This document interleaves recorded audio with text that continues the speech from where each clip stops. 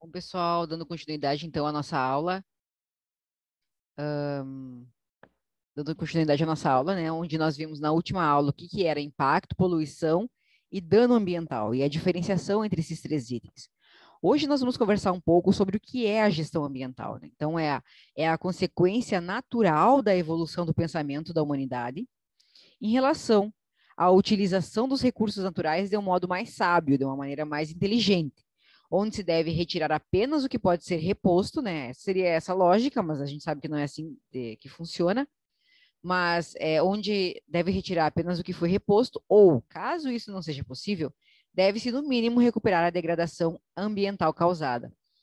Então, a gente sabe que existe a Terra tem uma capacidade própria de se regenerar, mas essa capacidade ela não acontece na mesma proporção de que os recursos naturais eles são consumidos. Então, não dá tempo da Terra se recuperar para, então, produzir mais recursos. E aquilo que é consumido e a própria natureza não repõe, a lógica é de que se pense, né, em repor, de alguma forma, ou reparar esse dano ou impacto ou poluição causado. A gestão ambiental é a administração do exercício de atividades econômicas e sociais de forma a utilizar de maneira racional os recursos naturais, renováveis ou não. Tá? Então, a forma de nós pensarmos a gestão ambiental é isso, né? Como fazer a administração dessas atividades econômicas e sociais de maneira que a gente tente minimizar ao máximo possível o impacto, o dano e a poluição nesses recursos naturais. Também a gestão ambiental ela visa práticas que garantam promover, né, criar e promover práticas que garantam a conservação e preservação da biodiversidade e a reciclagem das matérias-primas e a redução do impacto ambiental das atividades humanas sobre os recursos naturais, certo? Então, não é somente, né, aquela parte da administração ali, mas também fazer ações e práticas que consigam garantir essa conservação e preservação. É um conjunto de procedimentos. O que é a gestão ambiental ainda, né? É um conjunto de procedimentos que visam ordenar as intervenções humanas sobre os sistemas urbanos, rurais e naturais. Então, como é que acontece essas intervenções, né? A partir desse ordenamento aqui que propõe a teoria, que é o ordenamento das intervenções em que se visa, primeiro, otimizar benefícios sociais e econômicos. Então, tentar produzir mais com menos, né? Consumir menos recursos naturais possíveis, mesmo eles sendo renováveis ou não. Manter a sustentabilidade de empreendimentos, para que esses empreendimentos não necessitem, né, na sua produção, utilizar grandes quantidades de água, grandes quantidades de papel, grandes quantidades de recursos que sejam oriundos diretamente ou indiretamente de recursos naturais. Manter a qualidade do meio ambiente, que é a questão da salubridade, higiene e funções ecológicas vitais. O uso das atividades administrativas, como planejamento, direção, controle e alocação de recursos, que são muitas tarefas que nós aprendemos ao longo do curso de administração, né? Com o objetivo de obter efeitos positivos sobre o meio ambiente, tanto reduzindo, eliminando ou compensando os danos ou problemas causados pelas ações humanas, que quando ou evitando, né, assim que eles surjam, evitando que eles surjam. Então, na verdade, a gestão ambiental, o foco da nossa disciplina é esse, é tentar reunir um conjunto de habilidades e ferramentas que vocês adquiriram ao longo do curso de administração, vêm adquirindo ao longo do curso de administração, para atuar em prol da prática de atividades e ações administrativas que prevejam o uso de recursos naturais de forma racional, sabendo que existem recursos que são renováveis, que existem recursos que não são renováveis, e que é necessário, ainda que esses recursos sejam renováveis, um uso racional, porque eu tenho um consumo muito grande desse recurso e ele acaba perdendo a capacidade de se recompor.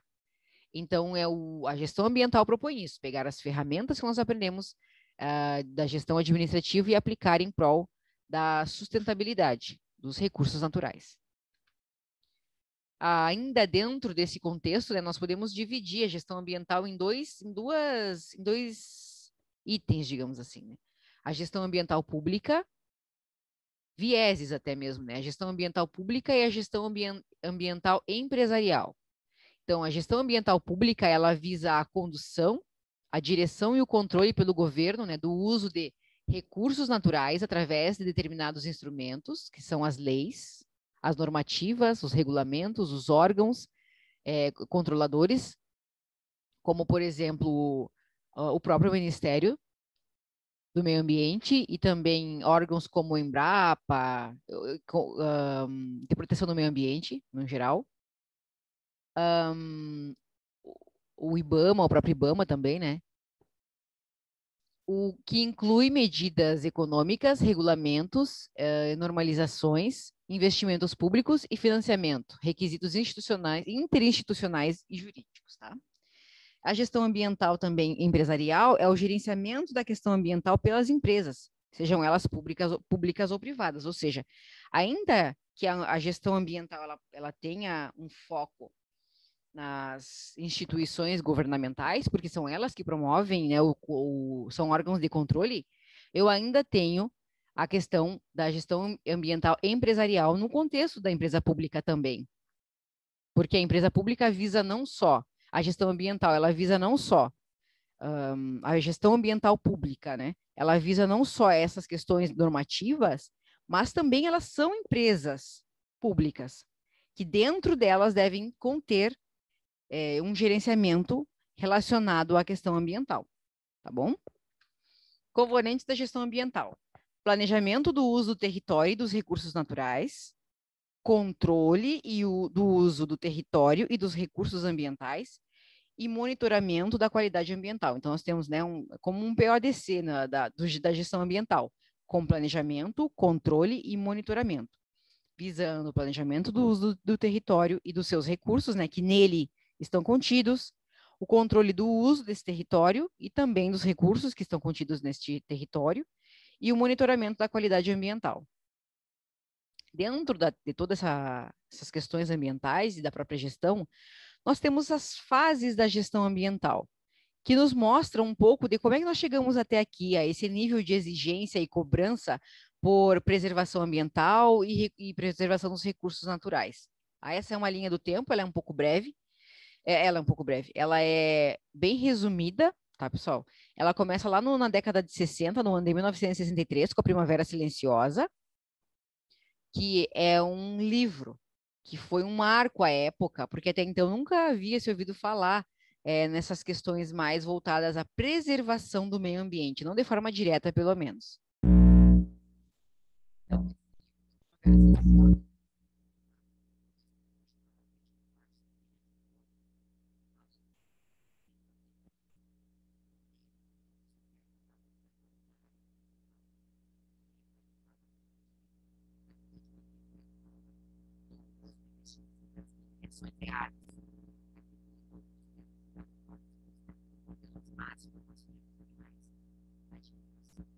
nossa,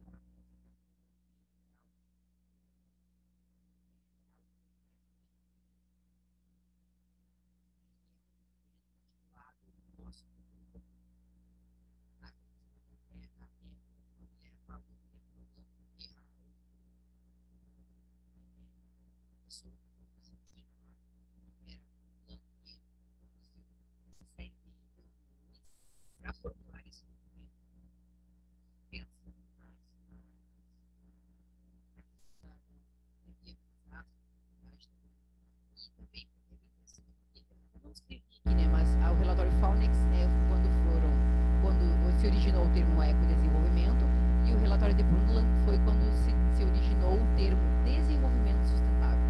Então passou lá em 1971 de ecodesenvolvimento para 1987 para desenvolvimento sustentável. Foi nesse documento que surgiu esse termo de desenvolvimento sustentável. É muito interessante esse relatório de Brundtland, foi na Inglaterra que aconteceram essas reuniões. Depois nós temos Chernobyl, onde houve, né, a explosão daquela usina nuclear.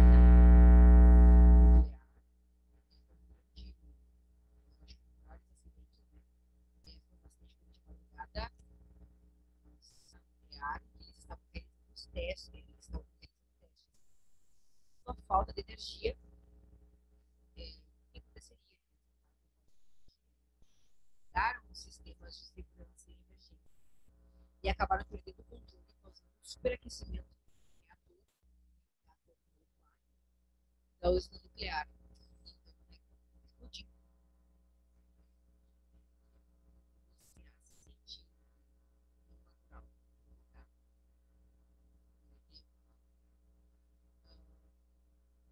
passou-se a pensar de forma diferente. Inclusive, pelo uso da própria energia nuclear, que é um uso altamente contaminante ao meio ambiente. Então, isso também é uma data muito importante, porque são é um método da tentativa e erro, né? Onde a gente aprende, onde acontecem os fatos e se observa, verifica-se o que aconteceu, as consequências disso e se passa a ter novas atitudes. Chernobyl contribuiu muito para o entendimento de uma produção sustentável, principalmente de energia. A Agenda 21, na década de 90, então, né, lá na década de 90 começou a se pensar, nós estamos no ano de 2021. E pensem que lá no ano de 1990, eles já pensavam que nós chegaríamos, que a humanidade chegaria ao ano de 2021, que precisaria estar preparada para abastecer, né, até por meio de questão de proporções, né, do crescimento da humanidade, de recursos, da tecnologia que já evoluía crescentemente à época. Aí nós temos ali, então, o Rio 92, o Rio mais 5, o Rio 92, 92 e o Rio mais 5, 97, onde foram estipulados os indicadores de sustentabilidade, tá? O Rio 92, ele foi uma cúpula, uma reunião no Rio de Janeiro, com a cúpula do tema, da temática, né, da sustentabilidade, e a Agenda 21 foi um resultado dessa conferência Rio 92, em que cada país ele se comprometeu a refletir globalmente e localmente de como podiam cooperar, né, no estudo das soluções ambientais.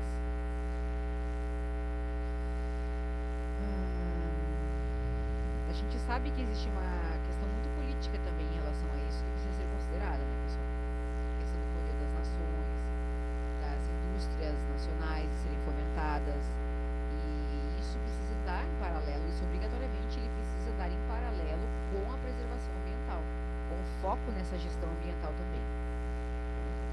O Rio mais 5, em 97, ele serviu para, que foi em Nova York, o nome da conferência foi Rio mais 5, porque foi 5 anos depois da Rio 92, né? Mas ele não aconteceu no Brasil, foi em Nova York, e essa conferência serviu para identificar as dificuldades dos países em adotar a Agenda 21. Porque haviam se passado 5 anos e os países ainda tinham muita dificuldade, né, em se adequar, a tanto a questão operacional, mas também cultural, né, para tentar atingir essas metas e objetivos. E também criar um ambiente próprio para a assinatura do Protocolo de Kyoto, que ocorreu, que as tratativas elas já vinham, né, de 97 a 2005. Depois ali no ano de 2000 a gente tem os 8 Objetivos do Milênio, a criação dos 8 Objetivos do Milênio. Só comentando aqui, né, o Protocolo de Kyoto é um tratado internacional para redução da emissão de gases que agravam o efeito estufa, tá? Mais voltados especificamente à emissão de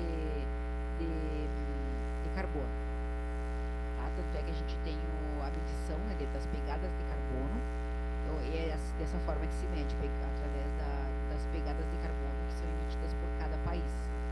E a gente tem um rompimento ao longo desde da assinatura desse tratado, a gente tem um rompimento, por exemplo, dos Estados Unidos, que rompeu, tem o rompimento da China, teve vários rompimentos e depois esses países retornaram, porque isso está atrelado está atrelado ao desenvolvimento, entre aspas, né? Porque o desenvolvimento ele precisa ser um desenvolvimento sustentável, que foi estipulado esse termo lá em 1987. Então vejam como está tudo encadeado, né? Por que falam de desenvolvimento sustentável? Porque a sociedade ela precisa se desenvolver, ela precisa buscar inovações, tecnologia, ela precisa andar para frente, evoluir, mas ao mesmo tempo ela precisa considerar os seus recursos naturais. É uma lógica bem que funciona que funciona bem dessa forma.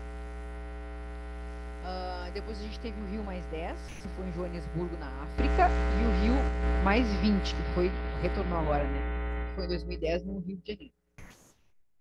A mesma lógica, né? Identificando as dificuldades dos países, se encaixar, tentando agregar mais países, né? nesse comprometimento. Nós tivemos também a COP15 e a COP21, que foi a Conferência das Nações Unidas sobre Mudanças Climáticas. Então, vejam, lá no início, né, na Primavera Silenciosa, no livro, né, da Rachel Carson, em 1963, se falava sobre o uso de agrotóxicos e a influência deles na mortalidade dos animais, de uma criação de frangos, na alteração óssea, em alterações também na mortalidade ósseas,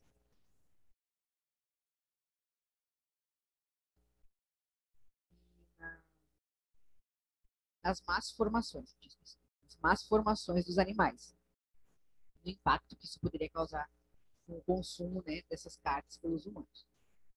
E aí a gente já vai lá para 2015, 2021, falar sobre mudanças climáticas, sendo que lá em 2000, sendo que de 97 a 2005 discutiu-se muito fortemente a emissão de gases de carbono que agravam o efeito estufa. No momento em que eu tenho um efeito estufa agravado, eu tenho o rompimento, né, da camada da Terra que faz com que a luz solar entre com mais força.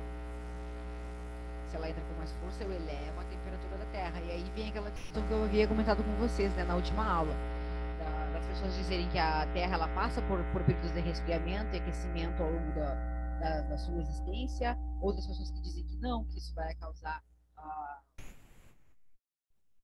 o colapso, né, na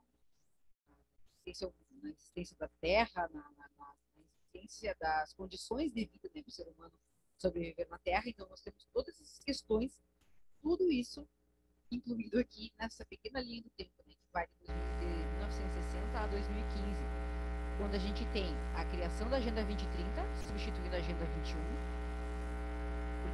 Por quê? Por que teve que ser feita uma nova agenda? Primeiro porque começou a avisar-se, né, o ano de 2030. E a mudança crescente das demandas populacionais. Mas, ao mesmo tempo, porque os países não conseguiram se adaptar à Agenda 21, ao que estava sendo proposto, de forma coerente aos interesses dos países. Então, é preciso fazer uma nova agenda, com novos princípios, que pautem objetivos, metas que sejam mais plausíveis. E talvez venham a ferir mais o meio ambiente. Então, isso é um jogo, assim, muito perverso, né? Nesse sentido de que a gente precisa estar se adaptando e à mercê das políticas públicas, né, relacionadas ao meio ambiente. 17 Objetivos de Desenvolvimento Sustentável, então, foi criado em 2015. E aí a gente tem, né, os ODS, que são os Objetivos de Desenvolvimento Sustentáveis, que foram ampliados, né? São os mesmos 8 Objetivos do Milênio, criados no ano 2000, mas ampliados.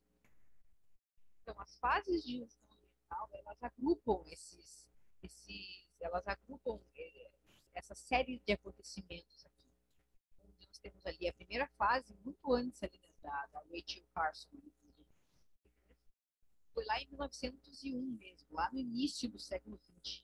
Foi até 1972, onde prevalecia um tratamento pontual das questões ambientais, mas era desvinculado de qualquer preocupação com processos de desenvolvimento. Pensava-se no meio ambiente, pensava-se na preservação, mas não associando a ideia de que os processos de desenvolvimento afetariam diretamente as questões ambientais.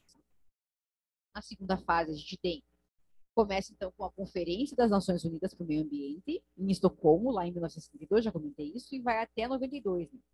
Caracterizando-se pela busca de uma nova relação entre o meio ambiente e o desenvolvimento. Então, a gente vê aqui, ó, lá da década de 70 até os anos 90, nós tivemos grandes acontecimentos, como, por exemplo, a criação do termo ecodesenvolvimento e desenvolvimento sustentável e dos indicadores de sustentabilidade, que são indicadores da Agenda 21. Certo? Depois, ali na fase da gestão ambiental, a gente tem a terceira fase, que teve início com a realização da Conferência das Nações Unidas em 92, tá? na Rio 92, onde foram aprovados documentos importantes relativos aos problemas socioambientais globais.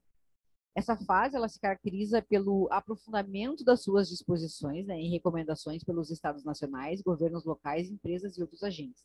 Então, era um agrupamento muito grande de pessoas visando, né, alertando e visando que essas atitudes necessitariam ser tomadas.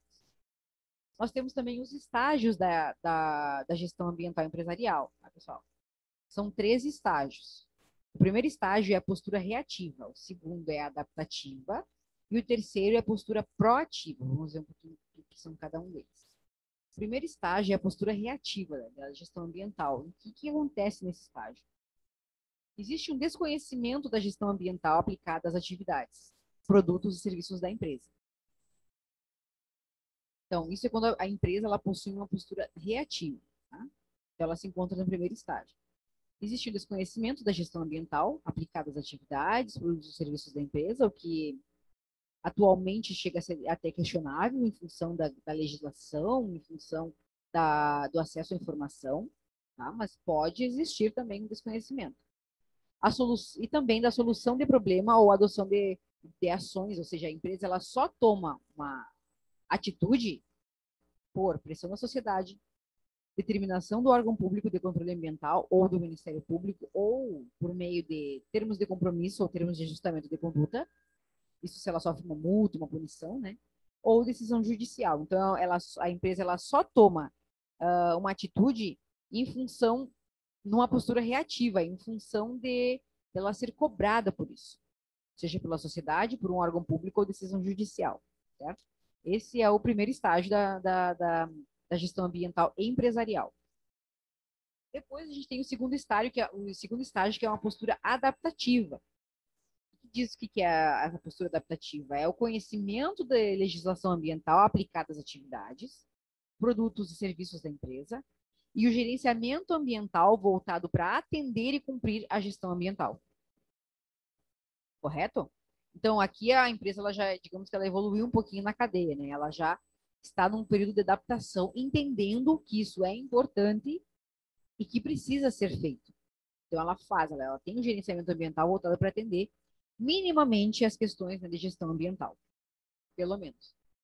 E o terceiro estágio das empresas, que as empresas podem se encontrar, é a postura proativa, que aí ela faz porque ela sabe que precisa ser feito, né? Ela não precisa esperar, que é o conhecimento da legislação ambiental aplicado, né, às suas atividades, produtos e serviços, uma postura proativa e de excelência ambiental, com gerenciamento voltado para ir além do atendimento e do cumprimento da legislação ambiental. Então, sempre faz algo a mais, né? Quando a empresa ela realmente se importa e se envolve com isso. Hoje a gente tem o conceito da economia circular, por exemplo. O que é a economia circular?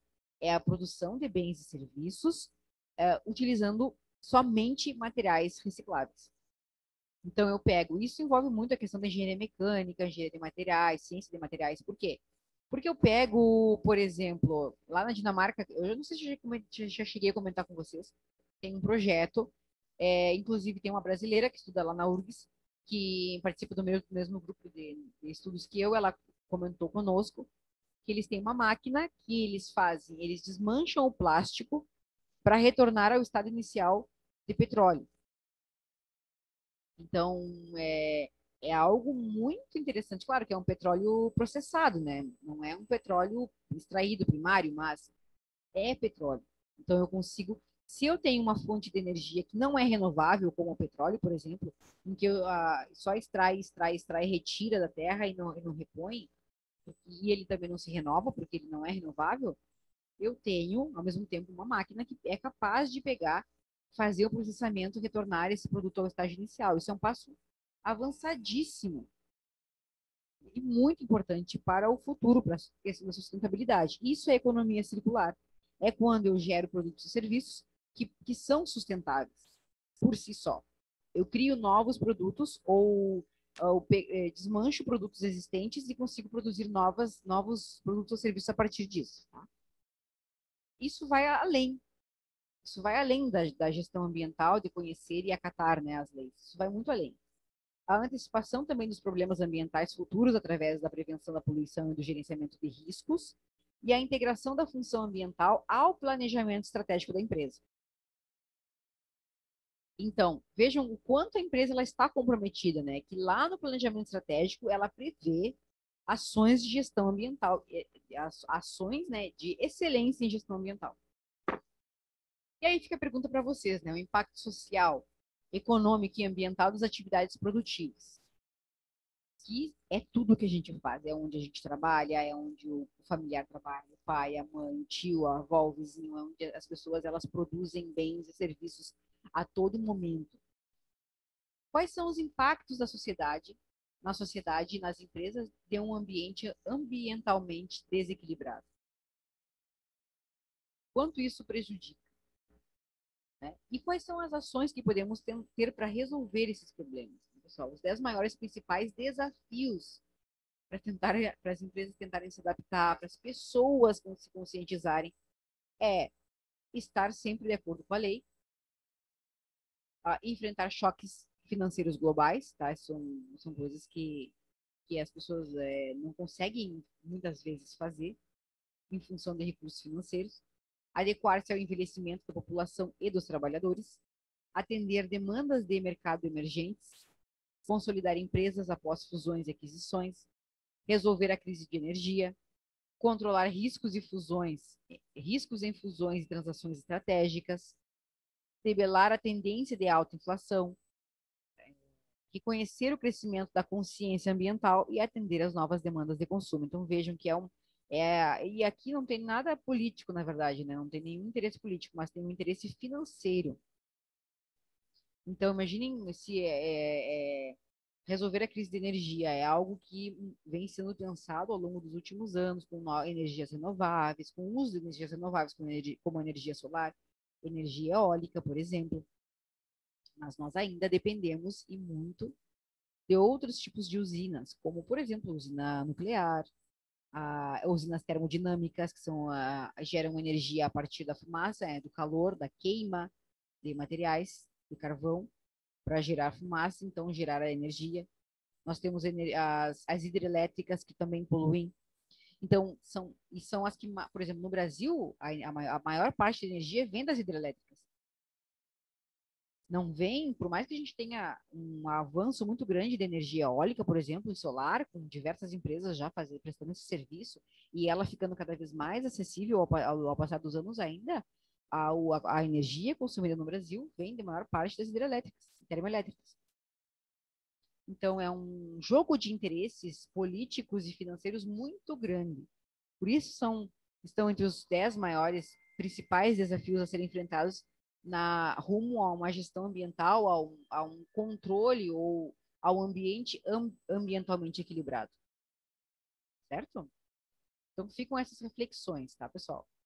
O motivo para implementar, então, a gestão ambiental são as leis e regulamentos, né, a própria legislação, investidores, financiadores e seguros, que também muitas vezes vão exigir essa gestão ambiental das empresas como uma forma de segurança, clientes, concorrentes e empregados, como forma de conscientização, de forma geral, ONGs, órgãos públicos e parceiros, comunidades locais que são diretamente afetadas pela poluição gerada, pela poluição gerada, né? Então, fica a reflexão, né, de como podemos garantir um meio ambiente equilibrado para as futuras gerações. Qual a nossa responsabilidade como administradores com o desenvolvimento sustentável? E aí você tem que começar a pensar, qual é a minha responsabilidade como administrador em relação ao desenvolvimento sustentável? Como eu vou fazer enquanto eu estiver, quando eu ingressar no mercado de trabalho e eu tiver uma empresa que produz bens e serviços, que vende, que consome, e muitas vezes, pensem bem, não precisa a empresa produzir, não precisa ser uma fábrica, não é só a fábrica que polui. Aqui, se vocês passarem na Andradas, por exemplo, tem as lojas, e as lojas elas consomem produtos, elas geram poluição por meio das embalagens, porque o produto vem numa embalagem, aí eles descartam aquela embalagem muitas vezes para pôr o produto na prateleira. São toneladas e toneladas de isopor, papelão, plástico que são jogados no lixo todo dia, em função do próprio consumo. Como é que eu promovo um desenvolvimento sustentável com isso? Então, essa é a função do administrador, estar consciente das questões ambientais, dos problemas, como eles são gerados, como eles se desenvolvem e acontecem, qual é a cultura das pessoas, e então gerir, pegar tudo isso e gerir. E essa é a função da gestão ambiental. Certo, pessoal? Trouxe uma tirinha para vocês ali, né? Vamos fazer nossa parte para cuidar do planeta. Vamos mudar nossos hábitos para reduzir o impacto do meio ambiente. Sei, evitar atitudes biodesagradáveis. É mais uma tirinha mesmo, só para as referências que eu utilizei para nossa aula. E é isso, pessoal, então. Vou encerrar aqui. Fica a reflexão, então, né, para todos nós de como operar enquanto administradores nas organizações. Até a próxima aula, então, pessoal.